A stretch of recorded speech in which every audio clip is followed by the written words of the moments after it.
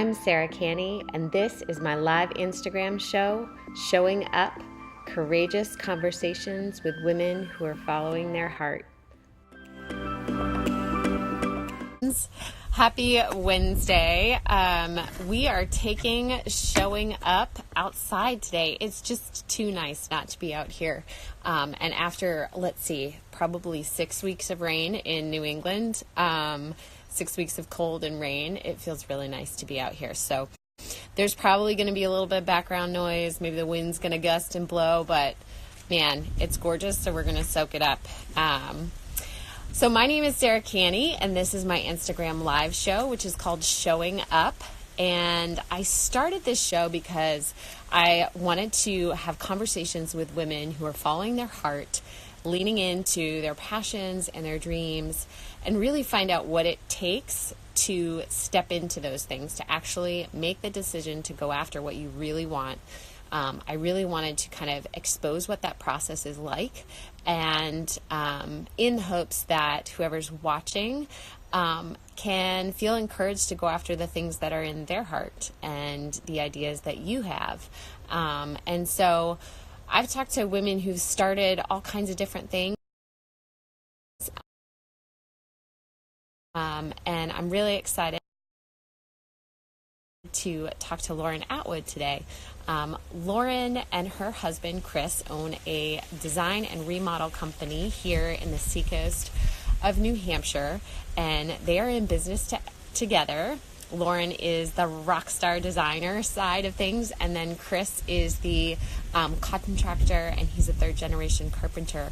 And so they've combined their talents to create a really neat business. And so I'm really excited to bring Lauren on today and have a little chat about just what it takes to kind of get to the place where you finally kind of arrive at the thing.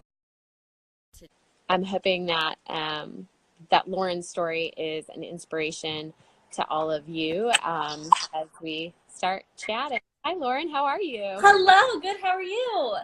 Good. It's so great to have you on. I'm so excited to be here. Thank you so much for having me. Of course. Of course. I was just saying that I'm just going to soak up this day and be outside, even if there's background noise, because it is just too nice not to be out. So I know. I was thinking the same thing too. I almost went outside, but then I was like, oh, it's going to be really, really windy. But it doesn't seem bad on your end, so that's good. I still have this gigantic fleece on because over the sun it's warm, but here in the shade it's a little chill. So totally. Good. Well, I first sort of stumbled across you on Instagram, and at the time your brand was Blissfully Lively, and so you're doing kind of health and wellness coaching, and then I also know that once we met, chatted, that you had previously done meal prep and that. So for those viewers who are kind of joining us who don't know your background and the journey to get to where you are now, maybe you could give us like a little brief history of sort of your entrepreneurial endeavor and how you've gotten to Otter Creek Homes and being in business with Chris. Yeah, totally. So yes, I went to college actually to be an elementary school teacher. And I absolutely loved kids. I enjoyed teaching kids and kind of molding them. And I just thought I wanted to be a teacher for a really long time. So I went to school for that, and I got out of school and realized that that was so not my passion. And I just it didn't fit. And in college, I had started a blog that was a health and wellness blog. And I had told Chris, I was like, I think I really want to do this. But I hadn't had really any experience other than just like writing about my personal experience. So I thought the best way to learn more would be to get a corporate job doing something similar. So I went into the corporate world right out of college, and I got a job doing social media marketing, and I absolutely loved it. But after, little less than a year, I was like, I cannot do this corporate life anymore. Like, oh my gosh, I can't sit in this cubicle. It just felt soul sucking every time I walked in there. And don't get me wrong, I loved my job. It was everything that I wanted. I wanted creativity. But what was holding me back was the fact that I had to be somewhere 9 to 5 every single day, sitting in a cubicle. And also that I was creating all of this content for someone else. I was doing all of the things that I wanted to be doing, but it was benefiting someone else. And I had a moment, and I just said to Chris, I was like, I can't do this anymore. I want to try coaching and helping other people through my blog as a business. And he was like, okay, you go ahead, let's do it. So that's kind of where I started as an entrepreneur, really. I started out really not knowing what I was doing. I went into coaching because I wanted to help people, and it really had a background in teaching, right? Like, so I was kind of using my degree, and I felt like I could connect with women, and I really consider myself an extrovert. So it was a great gig for a while, and I really loved it. Up until a point where I felt like it wasn't genuine. I feel like I loved wellness when that was my journey, and then my journey kind of shifted, and I felt really centered and like great with wellness in my own life, and it didn't feel like it was kind of who I had become. And so I made the decision to move away from that probably a year ago now. And in the midst of me thinking that I kind of wanted to move away from this track of wellness, I still loved wellness, but I didn't find that passion and that joy in coaching anymore. And Chris and I had bought a fixer-upper right when I got out of college. He had got out of college about a year before me, and we bought this rundown house, and we kind of fixed it up as our passion, just as a fun like side thing. We thought we would make a little bit of money on it. We didn't really know. We ended up selling the house for like triple what we bought it for, which was Amazing. Which was unbelievable. Yeah. But we didn't know that going into it. We just kind of like, we're like, okay, we have this opportunity to purchase a home. We might as well do it. And we'll just kind of fix things up slowly as we go. So as my wellness journey was kind of morphing, I also was bringing in pieces of like home design and lifestyle. And what I was noticing was my following was growing, but the people weren't asking me about wellness.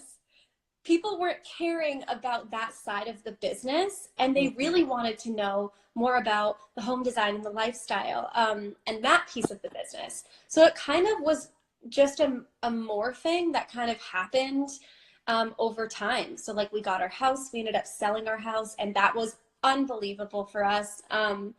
And Chris was mentoring under his dad, who owns a company building custom homes. And he finally decided that he wanted to go out on his own. And he basically came to me and was like, I know you're transitioning out of Blissfully Lively and doing coaching. Do you want to start this business together? And so that was a really cool moment to think about going into business together and what that would look like. So it kind of just like evolved as it went, I guess. Yeah. And you know, it's interesting because the more women I talk to and bring on this show, the more that is a total theme is that people don't wake up one morning and decide like, I'm going to be an entrepreneur. It's usually that you stumble into because you don't fit inside the box, the mold of like, go to college and get the job and like do all these things. A lot of the women I talked to went that route, just found themselves really unhappy. And the entrepreneurial wheels start to turn. And I think it's really neat to acknowledge too that our paths take a winding, twisting journey, you know. And I think I think we're similar in this, but like I encounter a lot of sort of type A, like organized, sort of like perfectionist, like mentality. Like usually those are the hard workers and like the go-getters. But it's like we want all our ducks to be in a row and everything to like match and fit together. And so that journey can be really tough for us to go on. how have you sort of embraced all the pieces of the puzzle? How have you like been okay with the journey, like kind of just unfolding? Yeah, that's On a, a totally, that's an awesome question. And to be honest, it's something I'm always working on. I am 100% a perfectionist. But what I've really learned with starting a business and it quote unquote failing, mm, um, I've honestly learned so much from that journey and the fact that nothing is truly a failure. It's all just a learning lesson. Like I would not be able to do what I do right now if I hadn't learned and started my business and morphed and changed my coaching. I did meal prep at one point. Like I sold products at one point. I learned so much from trying things that came to me and going with that thought and then kind of morphing it as I went. I totally still have a perfectionist mentality, and it's something I'm always going to work on, I'm sure of.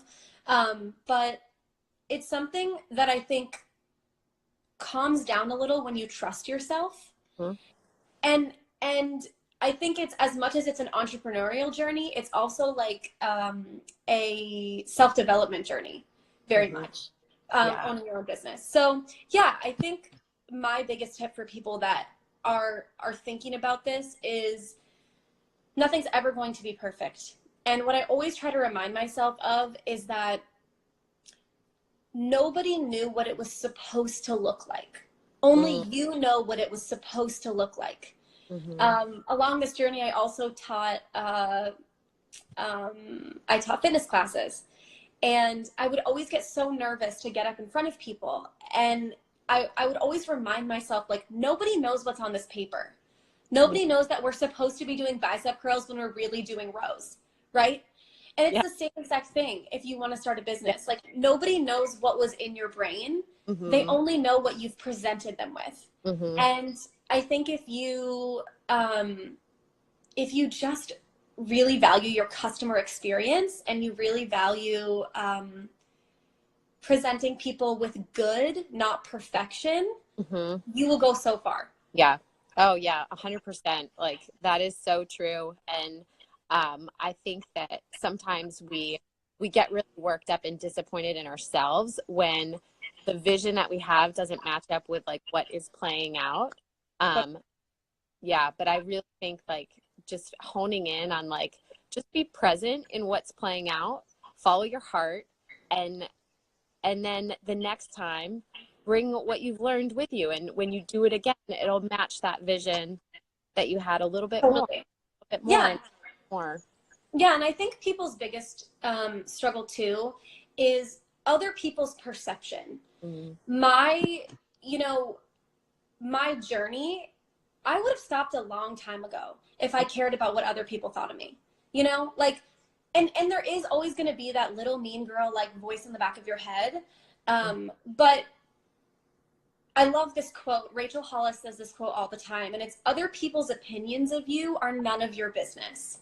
And mm-hmm. if we spend all of our time caring about what other people would think that I tried out coaching and then I tried out meal prep and then I tried, you know, like I went on this journey that led me to here, I never would have gotten here, Right. which is so secure and feels like I'm doing my passion every day and I'm working with my partner and I'm loving what I'm doing. Yeah. Oh yeah, I totally believe that. And I think too, like it's so important to look back and see from each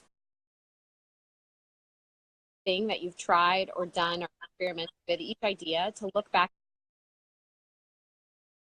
and say, well, I'm using that now. Like I learned that, like I'm using it Totally. now. So what are some of the things like when you look back? I mean, you mentioned teaching. Whoa, it's getting windy. You mentioned using sort of what you had learned in school with teaching as a coach. What are some of the other like really things that come to mind that you've learned along the way that you're using now? So I think honestly, business is really just connection with other people. Mm-hmm. It's relational rather than transactional. Mm. And I think we always think it's this transaction between people and it's all about finances and money, but it's really a relationship that you're forming with people. And I think the best thing I did was go to school to be a teacher and understand people's psychology and understand kids' psychology and understand people. And I think that has helped me so much because every single thing you do is a relationship with someone. Mm-hmm. And Chris and I, one of our biggest things is like we treat our customers and our clients like our friends. And I think that is the most important thing that I've taken along this journey, because without it, you don't have a business. Yeah. Without word of mouth, without people, saying how awesome your product was. Chris always says, he's like, you can have a good product, but if you don't have a great relationship with your customer, you're not going to go anywhere. Yeah. There can be the best contractor in the world. We can do the best design and the best remodeling work. But if they're rude or they don't get back to you or they're not timely, like you don't have a business. Exactly. Yeah. Yeah. So true. So as you've sort of been in business together, husband and wife, like you're with each other pretty much 24/7. What is that like? And what are the highs of that? And what are some of like the lows and the challenges of that? Yeah, so it's the best thing ever, honestly. I mean, overall, it's incredible. But I do tell people, like, it's not for everyone. It is really not for everyone. Chris and I, have been together for almost 9 years. We met when we were 17 and we've dated ever since. And then we got married 2 years ago and we've just grown together.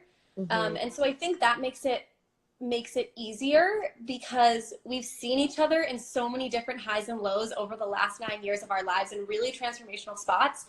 But I think my favorite thing about it is that before, when I was doing my other business, it was, when you're an entrepreneur, you're really in a silo. Like nobody ever truly understands what you are going through.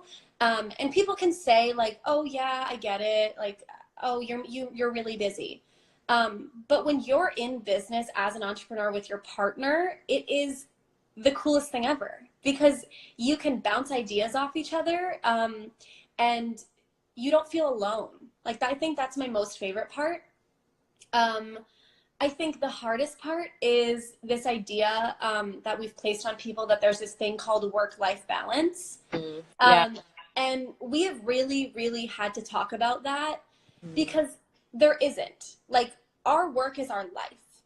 There is a balance needed. But we work 7 days a week. Like we take time with each other, but we've had to be really clear on intentional time.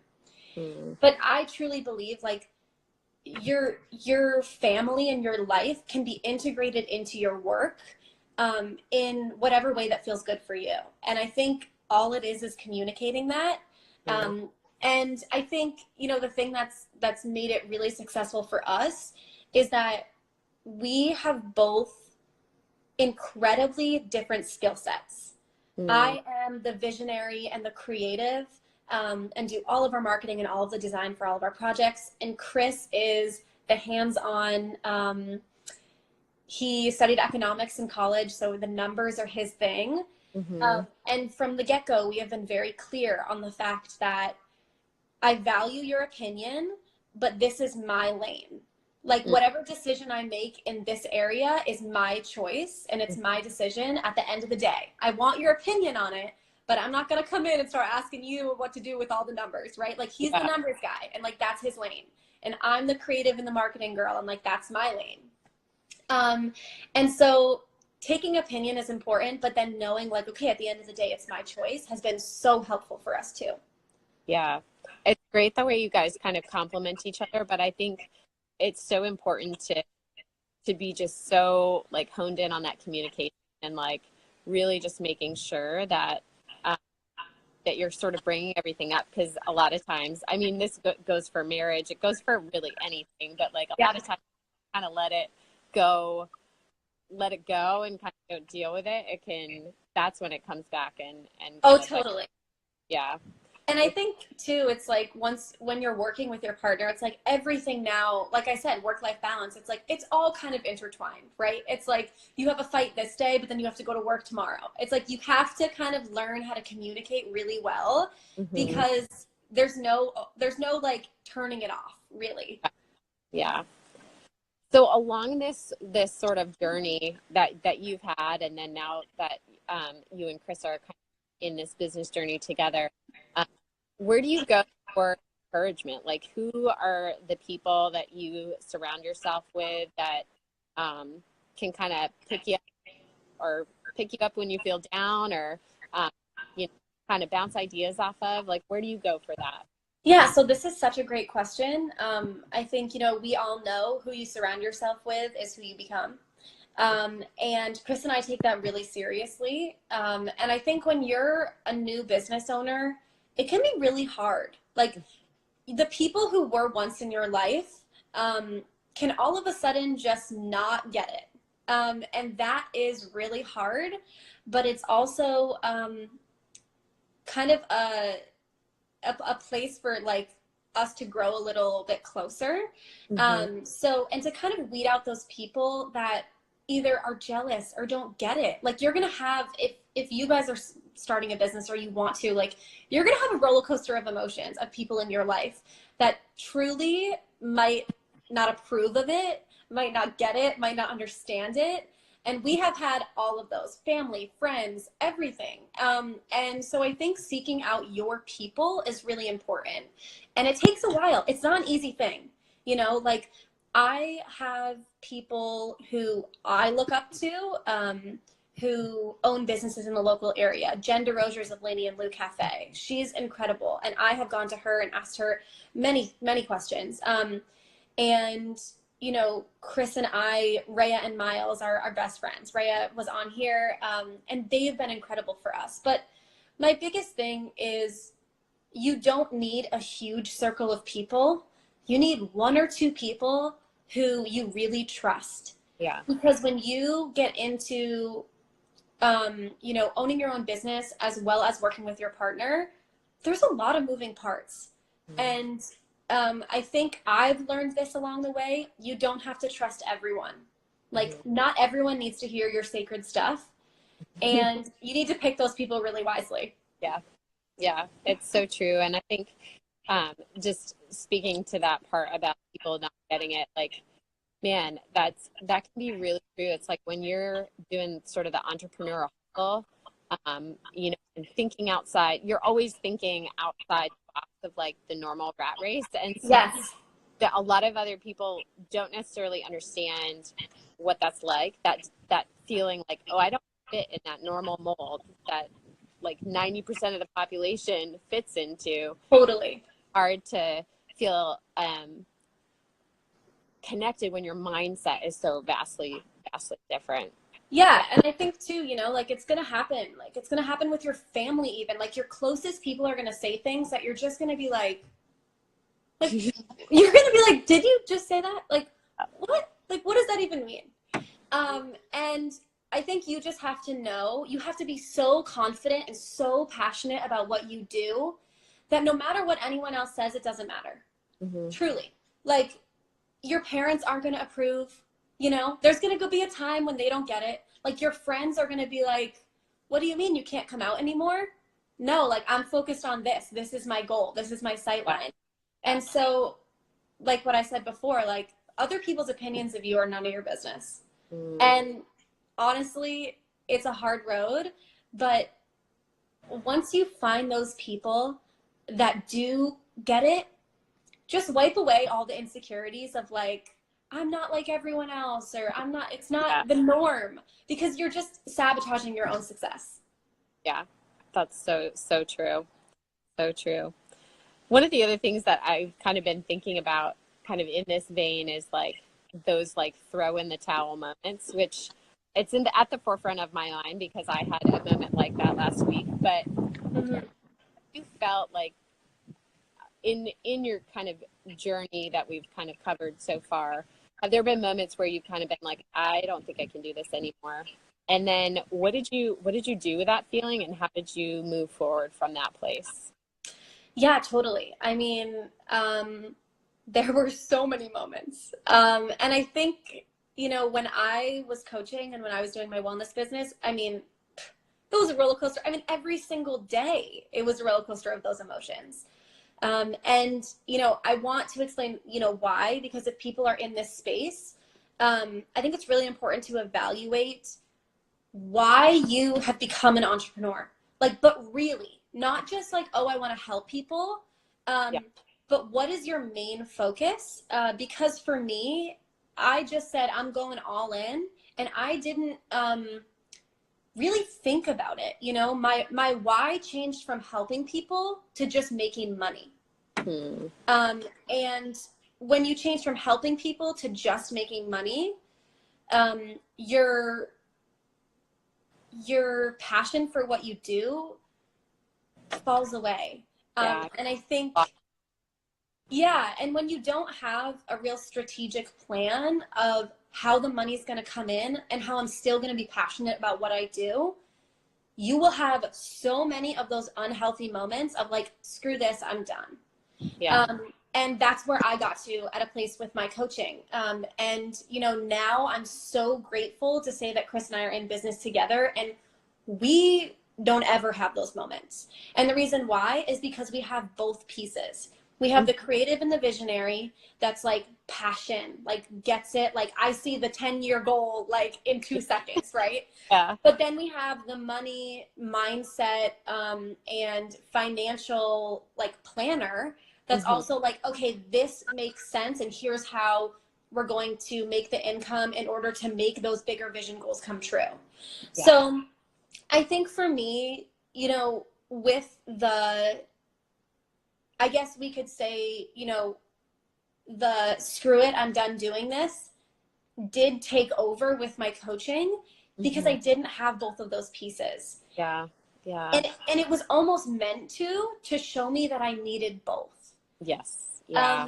And I think now that we're here in this place of having both of them, it's just such an eye-opening moment. And I just hope that I stress to everyone watching this that like, if you're in that place, stop and reverse engineer where the money is coming from so that you can still do your passion.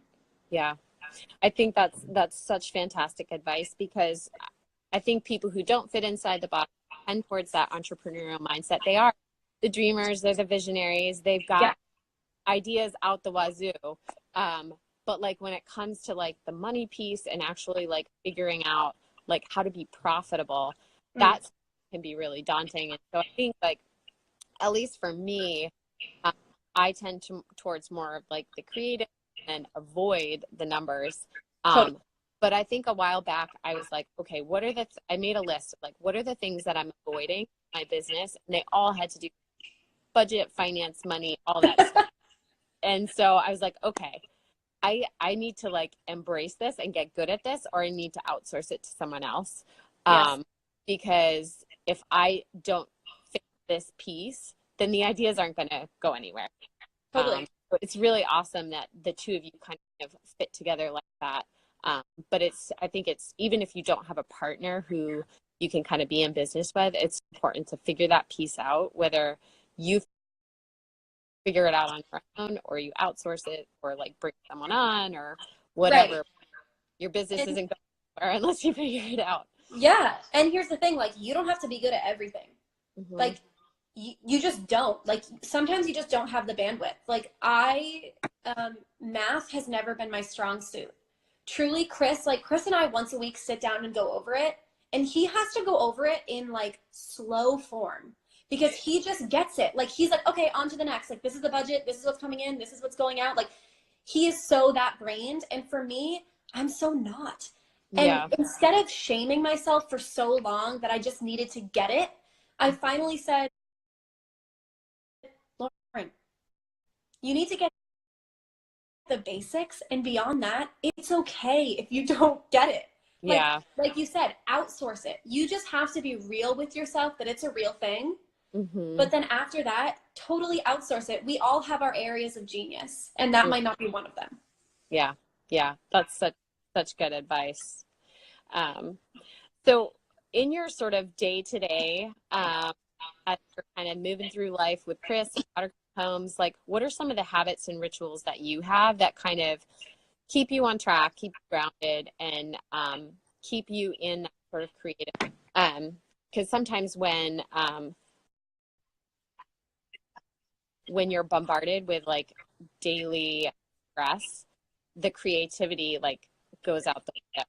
So how do you manage like that day to day stuff? Totally. Yeah, I think you can't be a business owner, a good business owner, if you don't take care of what's going on inside here first.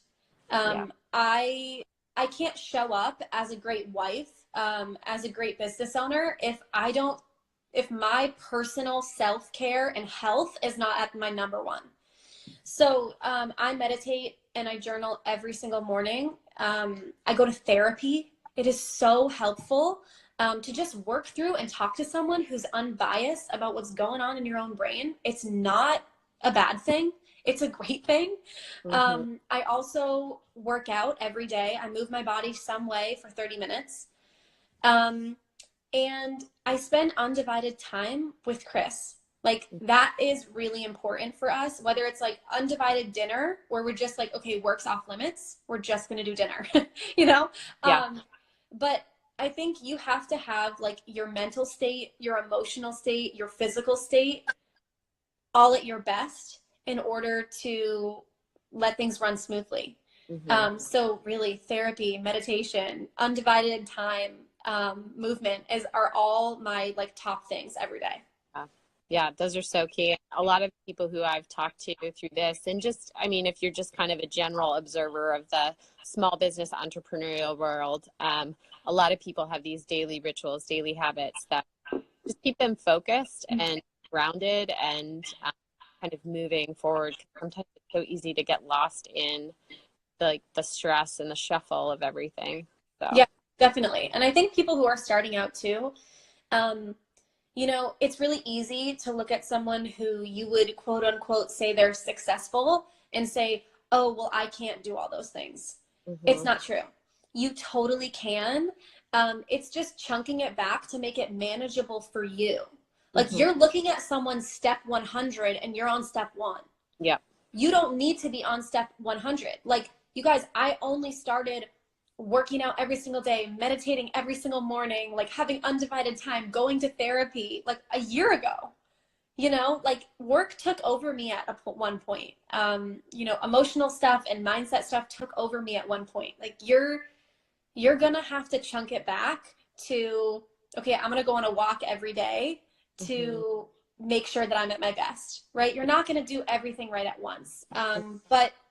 But knowing that those things are mandatory in order to be your best, in order to like run the best business you can, it's just a process. It's a journey. Yeah. Yeah, it totally is. One of the themes for this year for Mark, my husband Mark and I, it um, is a little bit better. Like we're just focusing on doing like, okay, I'm going to try a little bit better. Instead of thinking like, oh, there's going to be like massive change and I'm going to overhaul my life and like I'm going to be so much better at this than I was yesterday. It's just like, no, Totally. what's like one small thing I can do today that I didn't do yesterday that I can do a little bit better? It's like has to be broken down into those little incremental steps forward. Yeah, and I mean that can pertain to your goals in business too, Like talking about being a visionary. Like I got the 10-year plan mapped out on the wall already. Like it is good to go. And I like fully believe in the 10-year plan. But it's like, okay, we're not going to get to that 10-year plan if we Yeah. don't realize every day we're just getting a little bit closer. And a little bit closer might mean like we check in with one more client today than we did yesterday and like make sure that relationship's great. Yeah. Yeah, for sure. So what kind of fun projects do you guys have lined up? What are you working on right now? Yeah. We have so many awesome projects. We have been in business for almost 9 months. And we have projects lined up until like end of August right now, which is awesome. Yeah. Um, but what we kind of realized in our business is that we want to take on design focused projects, but we also want to take on construction focused projects too. So for me, that means I can do design projects that aren't in with the construction, right? Chris can do building a deck or building a dock house that maybe I don't have as much, managerial, like I'm not really in that project as much. Mm-hmm. And so I created a platform online called a room refresh where people can um, sign on, go on to our website and they can fill out a form and take a design quiz and ask me one question. So say you have a space and you're like, I don't know how to design this space. I feel like I keep going to Home Goods, buying all these things, and like nothing really works. Mm-hmm. It's basically a step down from my e-design services. And so it's really kind of available to everyone. And so I'm getting more and more of those, which is just design focused. Yeah. We also have a lot of really fun projects coming with kitchens and baths and all of that. But I think my most favorite project, I'm working on a playroom redesign. I think I saw this on your Instagram. It looks Yeah, cute. it's so fun. So that's just e-design. So this person, I've been following her for a really long time. She actually lives in Georgia. And I reached out to her and I'm helping her. She's moving into a new home. And so I'm helping her do this like totally epic playroom for her kids. It has like a climbing wall and swings and like a book nook. And like, it's just so fun. So that's the project I'm most excited about. Truly just like making people's spaces a place they want to be in, like their safe, sacred space is just my favorite thing ever. So being able to take construction as well as design on my own projects is really fun too. Yeah, that's great. So if people want to peep on the designs, get in contact with you, visit your website, like where can everyone find you? Yeah, so we are at Otter Creek Homes on Instagram. They can also go to our website. We're ottercreekhomes.co.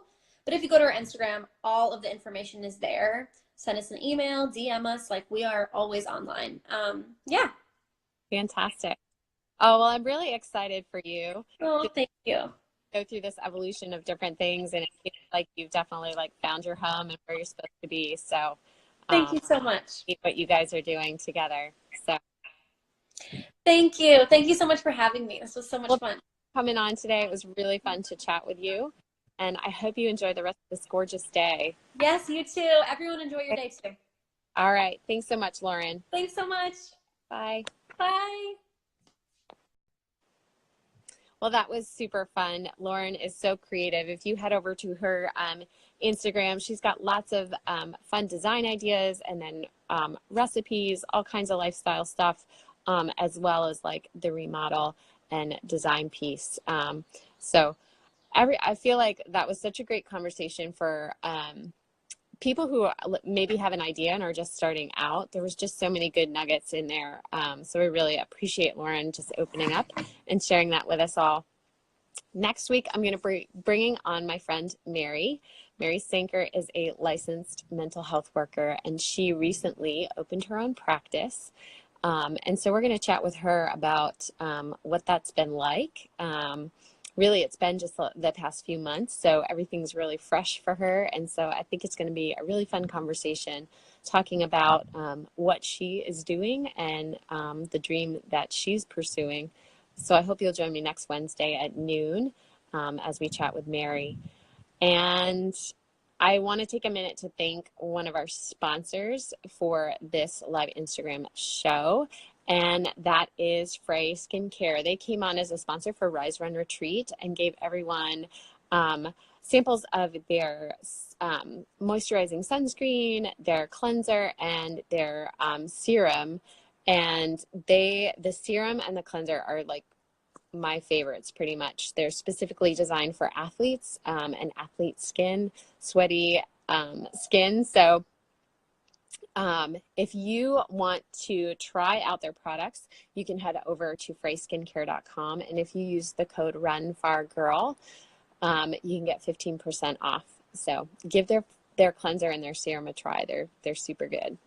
Thanks so much for joining me, guys, today. I hope if you live in New England, get outside and enjoy this gorgeous day. And if you're not in New England, then you're probably somewhere way warmer than this. So anyway,